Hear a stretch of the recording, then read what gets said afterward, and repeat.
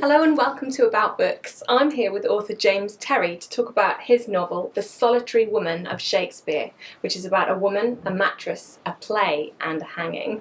Hi James, welcome to the show.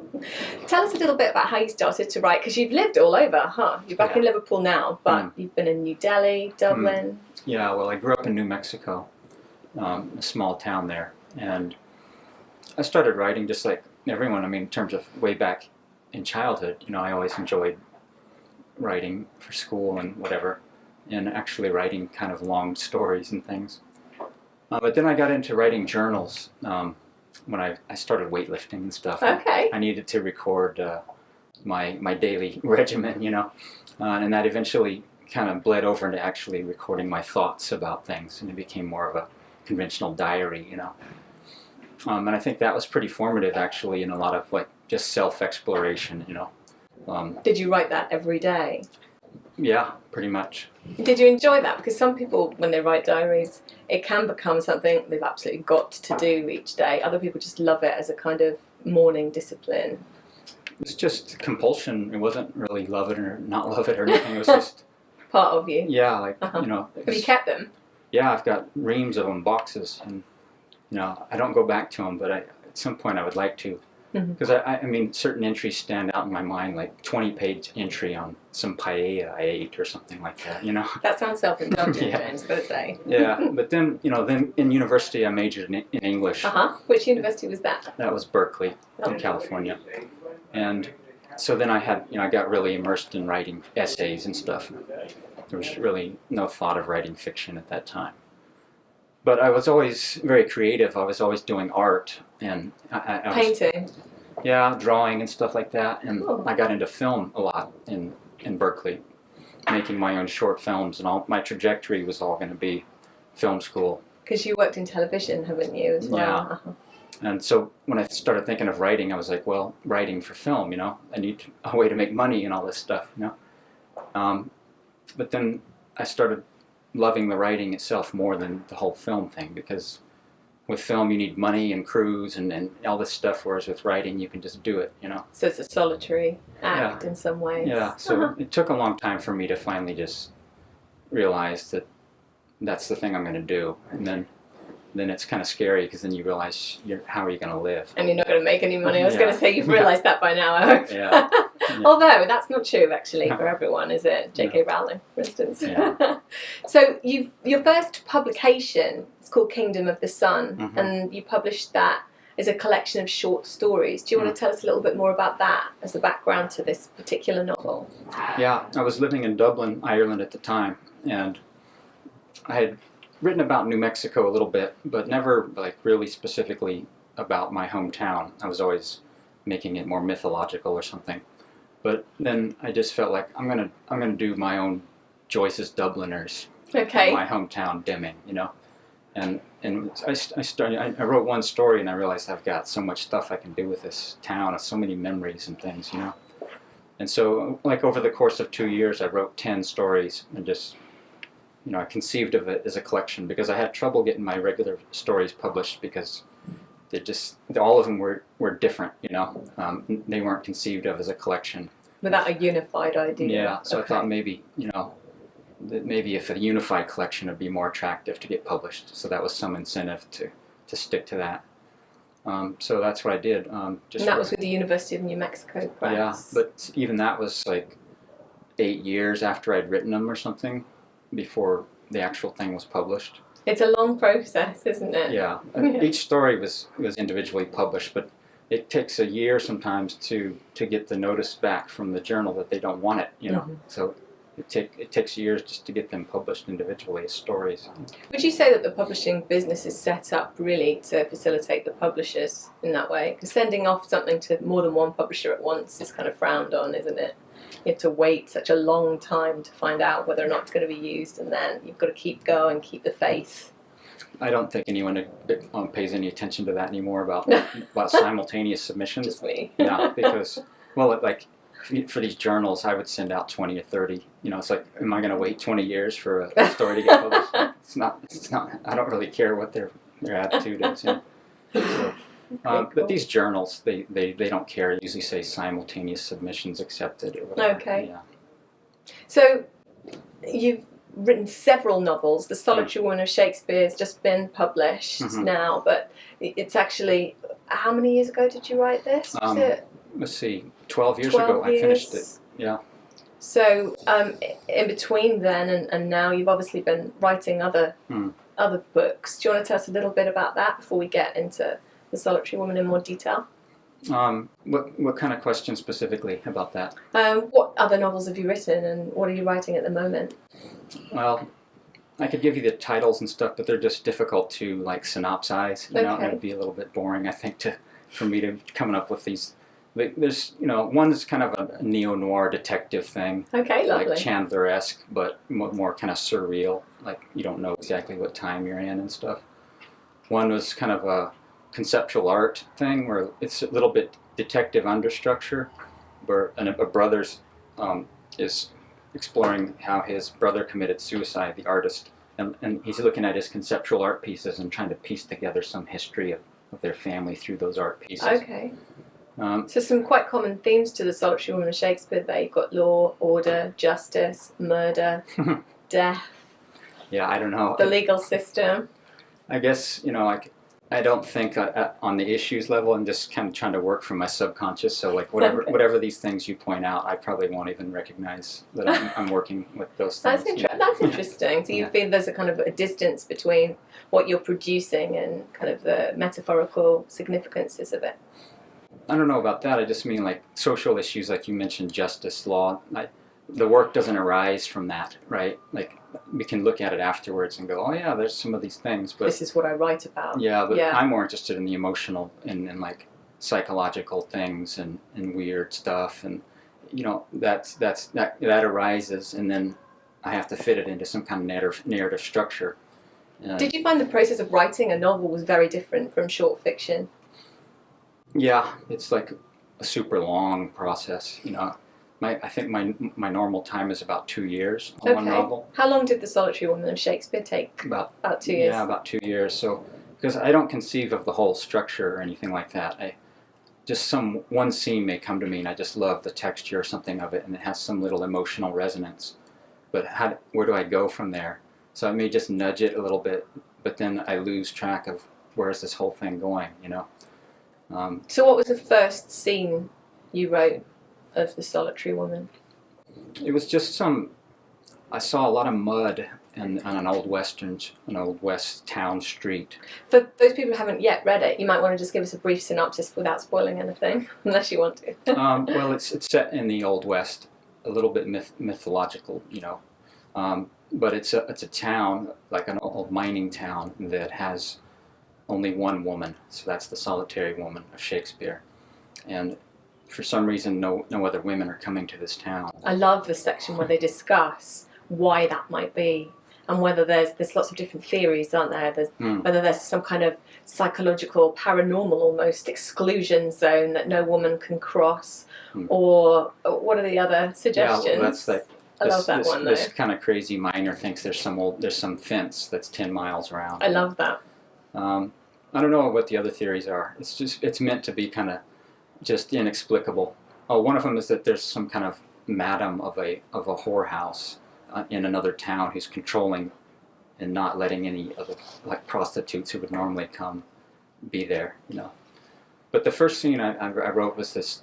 I wanted to see all this mud. Like the texture was what I was really interested in, because Western, the genre is really. It's just archetypical. They're not really interested in a lot of the actual landscape and the actual flora and fauna and the textures. They're more interested in like the code of masculinity and and law and these things like that. I wanted to just and in survival actually as well, because it's quite a punishing environment, isn't it? Yeah. So my first impulse was I wanted to immerse the reader in this real physical space of the Old West. More in the Cormac McCarthy kind of vein, where it's just like the stuff is the textures are so vivid that you just feel like you're living in it. That was more interesting to me than the whole narrative of plot and cowboys and all that stuff. So that's where I began. It's not even a proper scene that's in there anymore. It's just that. feeling. Yeah, and it grew from that. And then once I thought about Shakespeare, then a structure came, you know. Tell us a bit more about the importance of the bard to the work. Obviously, it's the name of the town as well. Yeah. But when we come back after the break, tell us a little bit more. Okay.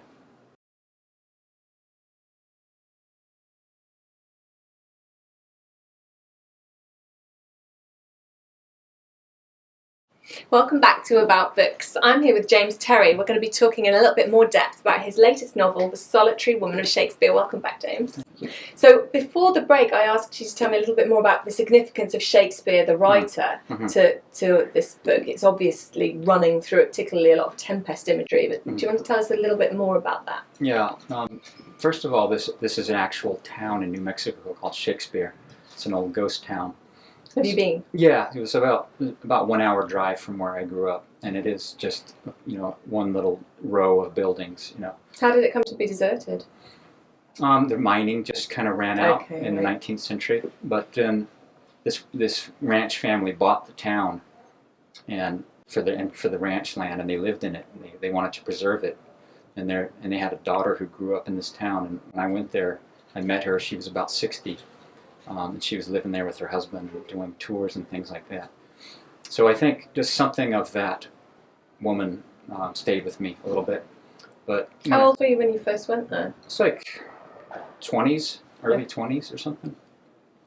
So then when I started writing those scenes and wanting to do something in the Western, it didn't immediately occur to me Shakespeare. But as soon as I remembered that name, I was like, here's a structure. I can just go into Shakespeare and find all kinds of characters. I can do the 5-act structure kind of thing. I can just kind of rob him, you know, the way he robbed everyone else. So after that, then I started reading everything again. Like I'd read stuff in college classes, but I read with an eye for what can I take, you know, anything that was related to my themes.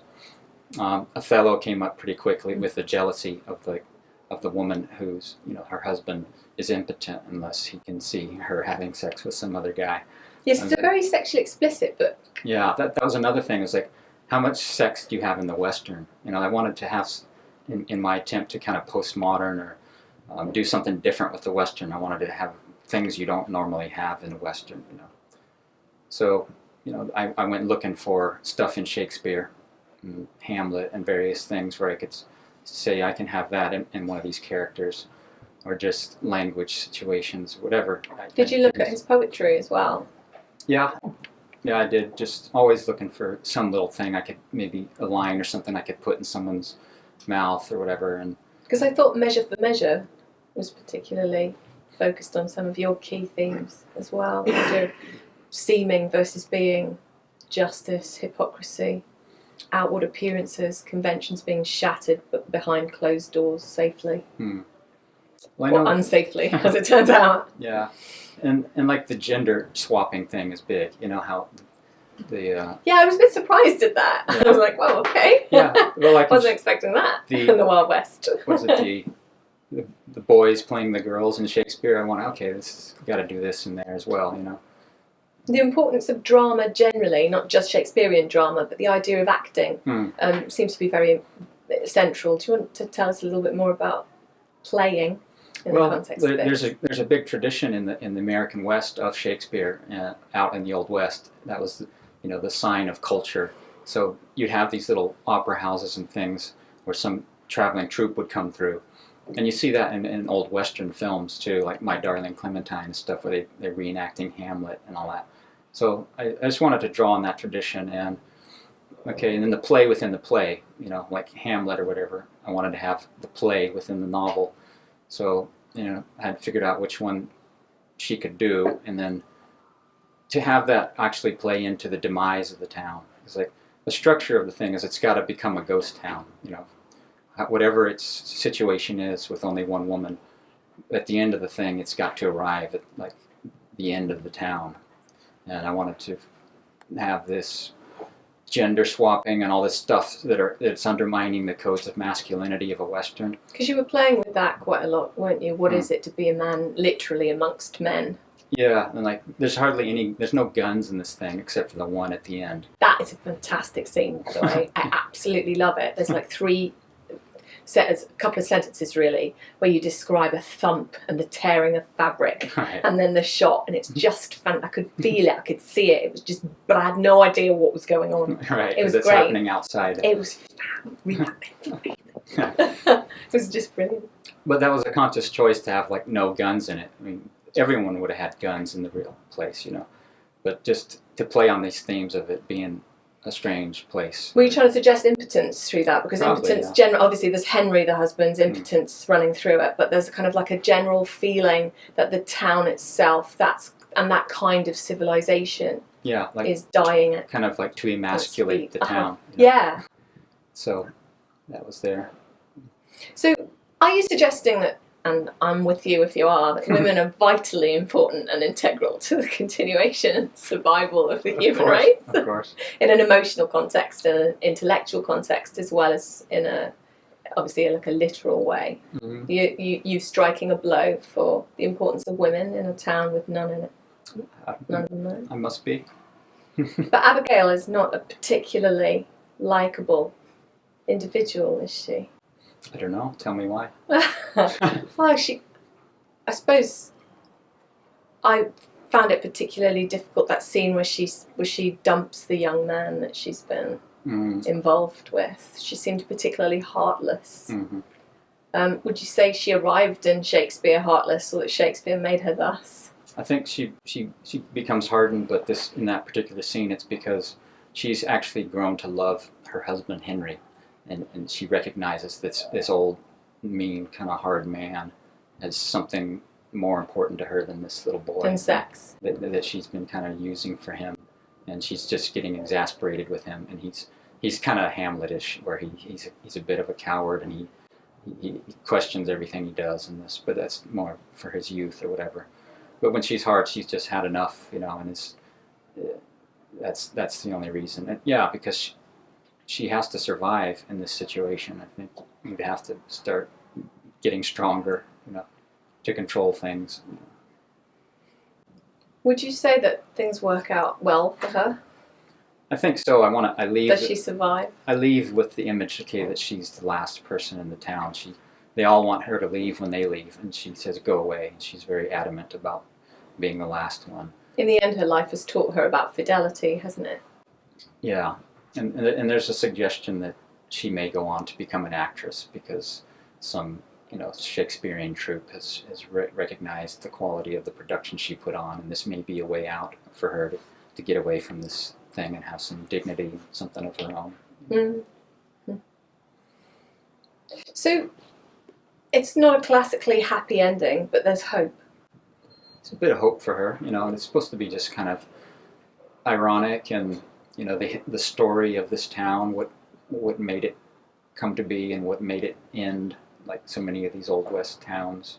I also liked the way that you played with form. Obviously, it's got some traditional novel elements to it, but the importance of the absent love letters that Henry uses to attract Abigail over the fence, or whatever it is that the exclusion zone, the exclusion zone that's been operating, they seemed to be continually there. Do you want to talk a little bit about those? I know that they don't exist. The letters? Yeah, the love letters.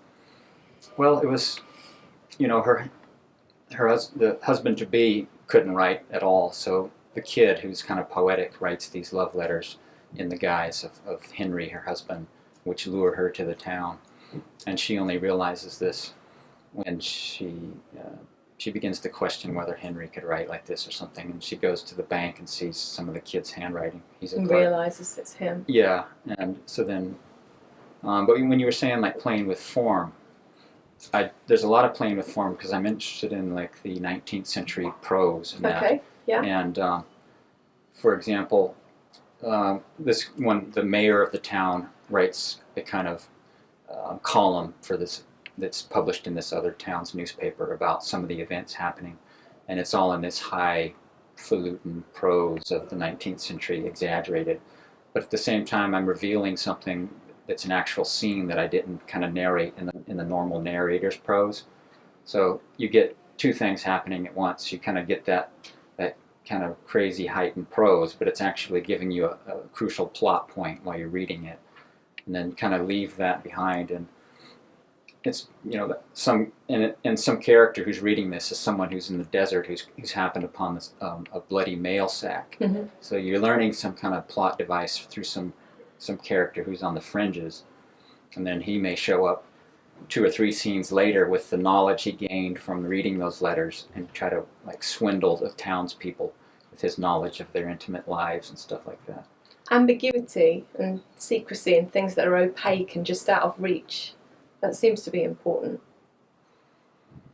Yeah, Okay. I guess the town itself is the metaphor for that, in that it's surrounded by desert in all areas, you know. What one thing would you change about it? Or do you feel really that it's perfect? You wouldn't alter anybody's destiny or add in an extra scene? Yeah, I don't think. I mean, I've lived with it for so long, and I've reread it many times, and through the editors and everything, and nothing ever occurred to me to eliminate or change the story or anything. You end up just tightening bits and things in the editing process. Not letting someone live. Not really. Or not hanging someone. Well, this, you know, there was an alternate ending when I wrote it, that it was Henry didn't kill the kid. The kid is mysteriously hung. And then, I don't know, I forget what the reason was. You thought they needed blood on their hands. Yeah. And I'd been setting it up, kind of how Henry needs to take revenge on this kid for sleeping with his wife. And at the end, you know, I like the way this ending happened. It's a kind of release. And the hanging, we need a hanging because it's set up like we need hang. Look what it did for Hangtown. Okay, well, thank you so much, James, for coming in to talk to us about the Solitary Woman of Shakespeare. I'm going to sign off now. This is my last About Books, and it's been a lot of fun. Thank you for watching, and thank you for coming in for this last and momentous show.